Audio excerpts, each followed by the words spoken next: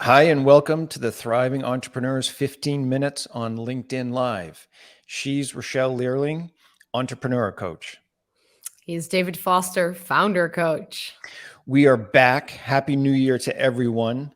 Yes, Thank you happy for New Year. joining us. And today, as Rochelle said, founders and entrepreneurs often think that being overwhelmed is part of the deal, it is Yeah. part of what they do. hmm And we'd like to know, do you feel overwhelmed more often than not during the day? And what does that mean for your long-term prognosis and success?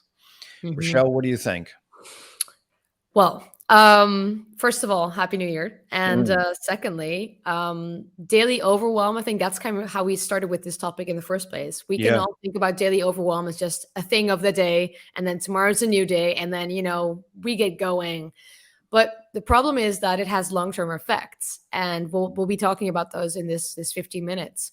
But when it comes to overwhelm, I think often we think it is caused by external factors, which is true, Mm-hmm. but not in all cases. I Mm-hmm. think we can choose to react and respond in a certain way that makes us feel overwhelmed or not overwhelmed. So I'm curious, that would be my first takeaway or my first statement regarding overwhelm, that we can avoid it in the way that we respond to it. What do you think? Yeah, I agree. I mean, we're really talking about Viktor Frankl, right? Like Mm, there's a choice between the stimulus and the response, what to do. yeah. And being aware of that really gives you some power. hmm And short term, are there days where being overwhelmed or really running at max is part of a founder or an entrepreneur's life? It's really true for everyone. hmm Yes. But how often does that happen, and what does it cost? Right? And you're hmm really hitting the nail on the head that there are long-term costs.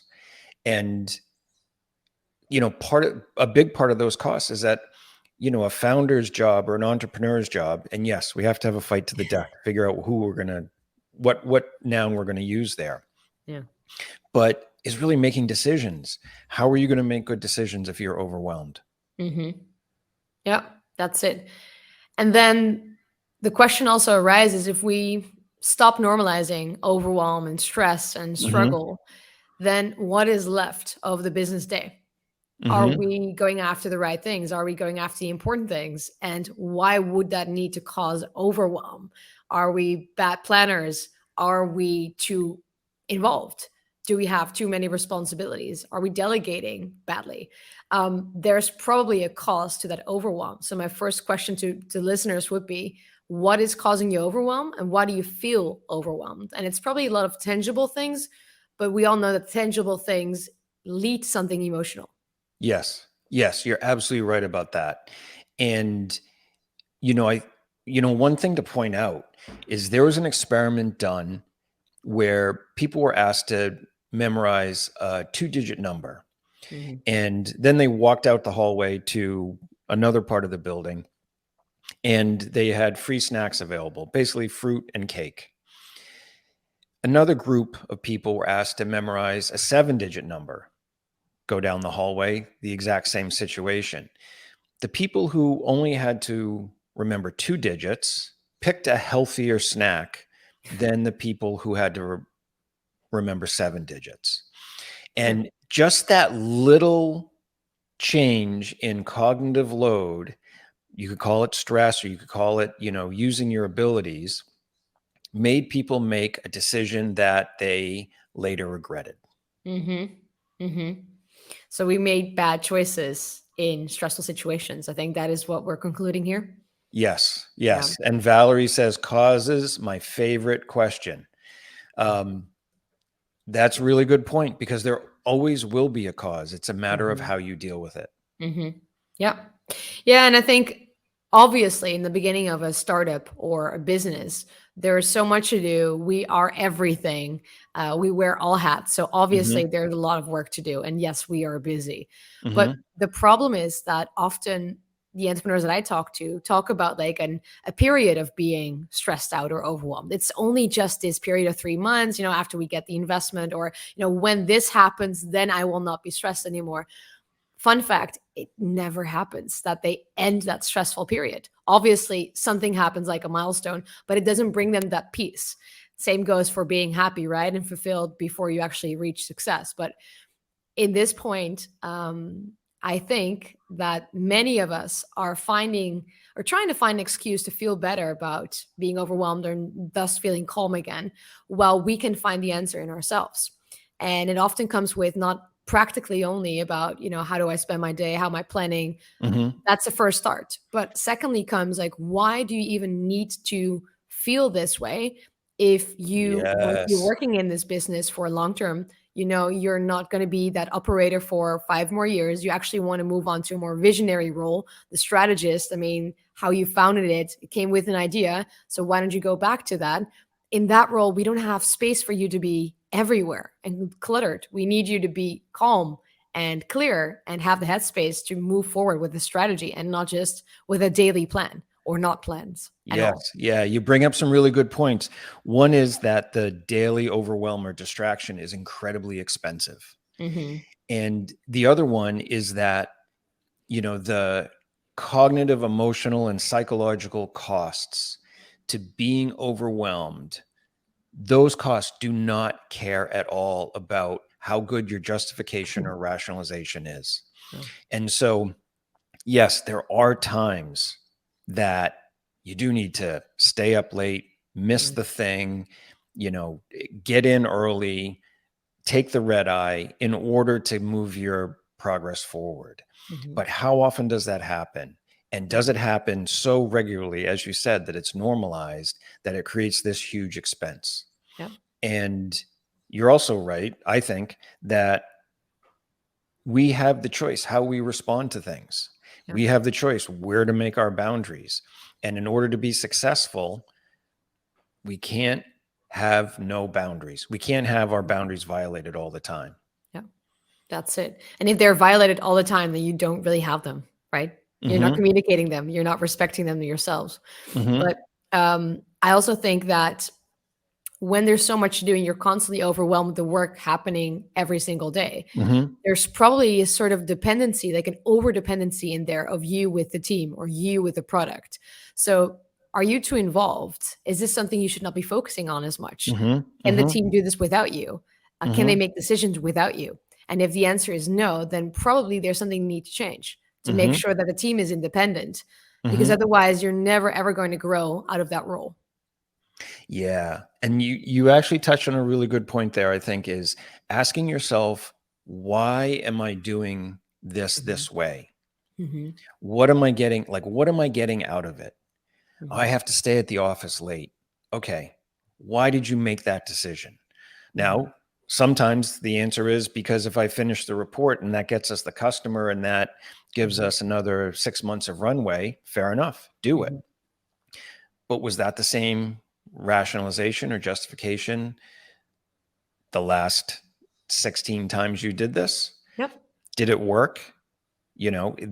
We get something out of bad behavior. We all get Hmm. something out of Hmm. making a choice that may not be good for us. If we can identify that, we can take it apart and do it Hmm. less.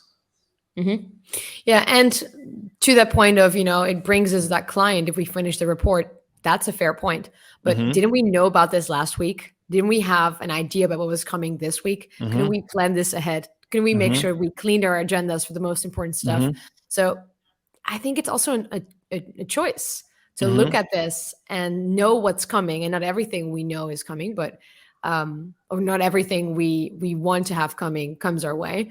But Hmm. we need to make sure that the most important things are taken care of at the right moment, and the other things are just removed, deleted, delegated.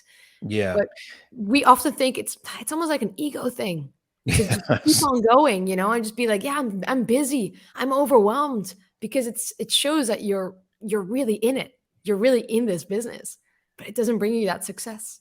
No, it doesn't. And if the purpose of the business is to demonstrate your willingness to throw yourself in front of the train, then maybe it's a Mhm. success. If Mhm. it's to execute your idea and provide a good place for people to work and become a good member of the community, Mhm. maybe you're not doing as good a job as you want to. And there Mhm. are real costs to this, right? Like most founders and entrepreneurs are they have employees. They're some kind of leader, right? Mhm. Bad leadership costs 550 billion dollars a year in the US by Mhm. some study, right? Mhm. Another study shows that 7 out of 10 employees would rather have a different manager or a different leader than a pay rise, right? Yeah. And people who are happy with their manager in general are about 10% more productive Yeah. because there's less friction with that bad leadership. So if Mhm. you're working 60, 70, 80 hours a week, how good are the decisions you're making about your Mhm. team, about the direction of the business? Mhm. And again, why are you looking at it that way? Mhm. Yep. And to add the other perspective, if you're a single founder or a Hmm. solopreneur and you don't have a team yet or a really Hmm. small team and you Hmm. still feel overwhelmed, you can still resonate with this. Hmm. But then it comes from a different angle. Like, are you doing too much of useless stuff? Are you just filling up your days and your hours? Are we actually focusing on the most important thing? But I think Hmm. it's the same rules and the same motto. Hmm. Um, what do you think are the real long-term effects, though, of having this pattern, this behavioral pattern going on for months, for years? Yeah, I Not think only for health, of course, but yeah, I mean it's obviously bad for somebody's yeah. health. It's obviously bad for their decisions, and it's bad for the business in terms of, profitability. And as Mhm, Valerie pointed out, like there are always causes. There yeah, are always reasons to stay late, violate your boundaries, not have a strong sense of taking care of yourself to be able to make better decisions. mhm, It's how we deal with them. mhm. How do you see it? Yeah, I think I would go back to the point I made on my LinkedIn post before this session, that the business is a system. It's part of a system, and Hmm. you are part of that system of the business. Hmm. And taking into account that you created that system or you were part of that creation of it, you Hmm. could influence that. At least that is the idea. Hmm. Um, Hmm. so yes, there's external factors. There's always causes.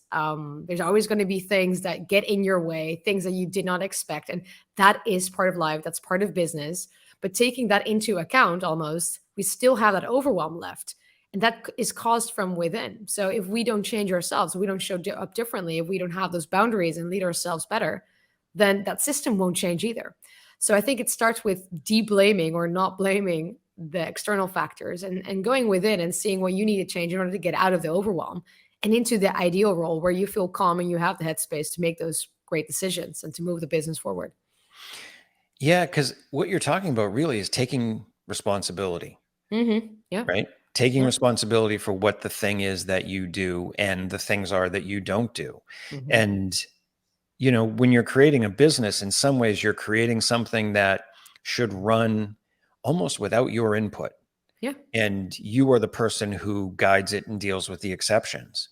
But if the regular running of the business, if the regular operation of the business needs you to be involved on a day to Hmm. day basis, and there's a load that you can't get away from, how are you going to do the things that the business really needs you to do, which is Hmm. guide and support and figure out the path ahead? Hmm. All Not. right. We're closing in on the last minute, and we made a New Year's resolution not to go over 15 minutes, right? Did we? Oh, Yeah. yeah. Okay. So, any parting thoughts? Yeah, well, I would go back to what we said earlier. Think of or think about why you feel overwhelmed. What is Hmm. honestly causing the overwhelm? Because it's easy to say, I'm busy, I'm stressed, I'm overwhelmed, but what is really the cause? Can you bring it back to an emotional cause? So, for instance, whenever that person walks into my room or my office, or whenever that happens, I feel that flagging of emotions is already a good start. And then, secondly, are we lacking boundaries in order to yeah, avoid overwhelm. And thirdly, do we want to be in this situation 2, 3 years down the line if we change our role within the business? Does it make any sense to keep this going? And I guess the answer would be no. So then it's time for a change. Yeah. How Yeah. about you? The only thing I would add, because Yeah. I know we're over 15 minutes already, Oops. uh, is be aware that there's a choice between whatever the external stimulus is and your response. And when Yes. it comes to taking things on or learning how to delegate or learning how to build the process, you have those choices when those things happen. You have the power. You have the power. Thank you, everyone, for joining us. Yes. We will Thanks. see you again next week. Absolutely. See you next week. Thanks for Cheers. the comments.